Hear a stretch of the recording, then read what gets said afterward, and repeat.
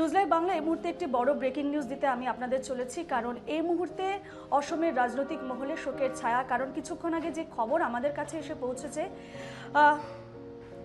BJP দলের পিতামহ অর্থাৎ কবীন্দ্র পুরকায়স্থ আর নেই, অর্থাৎ ভারতের প্রাক্তন কেন্দ্রীয় প্রতিমন্ত্রী তথা ভারতীয় জনতা পার্টির পিতামহ কবীন্দ্র পুরকায়স্থ আর নেই। এই খবর কিছুক্ষণ আগে আমাদের হাতে এসে পড়েছে এবং তিনি বহুদিন ধরেই একাধিক সমস্যায় ভুগছিলেন, রক্তচাপজনিত সমস্যায় তিনি ভুগছিলেন। এছাড়া যেমনটা জানা যাচ্ছে বুকের সংক্রমণও হয়েছিল এবং একাধিক সমস্যা তার ছিল এবং শিলচর মেডিকেল কলেজে তিনি ভেন্টিলেশনে ছিলেন এবং কিছুক্ষণ আগে তার মৃত্যু হয়েছে, এমনটাই খবর আমাদের কাছে এসে পৌঁছেছে। কবীন্দ্র পুরকায়স্থ বাবু সম্পর্কে যদি বলি, তিনি ভারতীয় জনতা পার্টির তো পিতামহ ছিলেন, কারণ তার হাত ধরে অসমে বিজেপি দলের যাত্রা, এমনটাই বলা যায়। আপনাদের জানিয়ে রাখি যে বরাক উপত্যকা তো বটেই, কবীন্দ্র বাবুকে অসমে বিজেপির স্থপতিও বলা হয়।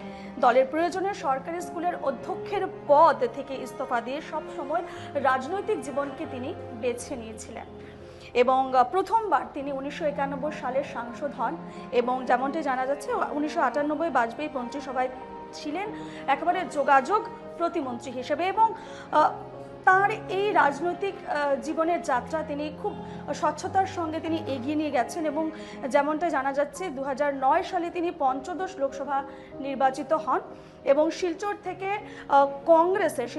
কংগ্রেসের হেভিওয়েট প্রার্থী সন্তোষ মোহন দেব এবং এআইইউডিএফ এর যে বদরুদ্দিন আজমলকেও তিনি পরাজিত করেন। কিন্তু 2014 সালের এলএস নির্বাচনে অর্থাৎ লোকসভা নির্বাচনে মোদী তরঙ্গ তার পক্ষ থেকে থাকা সত্ত্বেও সন্তোষ মোহন দেবের কন্যা সুস্মিতা দেবের কাছে তিনি পরাজিত হয়েছেন, কিন্তু তিনি থেমে থাকেননি। তার রাজনৈতিক যাত্রা তিনি এগিয়ে নিয়ে গেছেন এবং তার অবদান বিজেপি দলে একেবারে অসীম বলা যায়, যার জন্যই তাকে বিজেপি দলের পিতামহ, বিজেপি দলের স্থপতি বলা যায়।